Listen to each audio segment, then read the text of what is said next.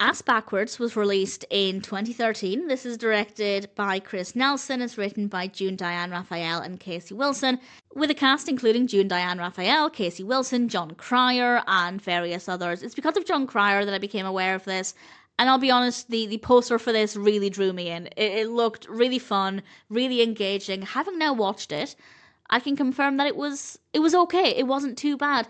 Kate and Chloe go on a road trip. They are good friends. They go on this road trip to a beauty pageant because as children they didn't do very well in the beauty pageant industry, and they now want to kind of right that wrong, as it were.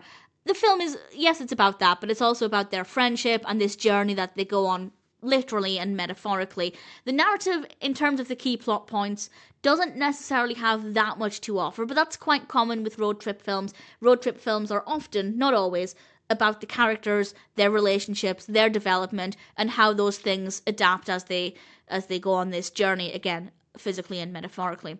And occasionally I felt the characters were a tiny bit irritating, but actually, for the most part, I liked them. I cared about them. I actually wanted to know more about them. I wanted to know more about their friendship. I wasn't too concerned about what the film's destination would be, but I did ultimately want the best for them. So yes, they were a tiny bit irritating, but it can't be that bad if I ultimately liked the characters and cared about them. Really, really great performances as well. The road trip aspect, absolutely fine. I don't really like road trips in films because I just find them to be, well, the narrative doesn't really move forward that much with road trip films.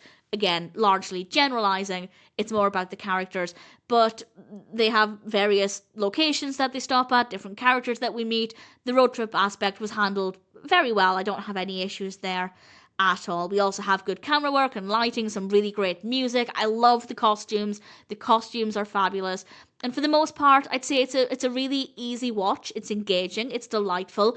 It's, I'd say, a little funny. It takes a lot to make me laugh when it comes to films. TV shows, really easy to make me laugh, but comedy films, they have to work a bit harder for me for some reason. But I wouldn't say I laughed out loud, but yeah, mildly amusing. I'm happy enough to say that the comedy aspect does work quite well. And in general, I don't have any complaints. It's a good look at the characters, their friendships, their metaphorical journey. The road trip aspect works well. Visually, it's satisfying. The costumes are great. It's mildly amusing. Ass Backwards is, all things considered, not a bad film, and I'm happy to recommend it.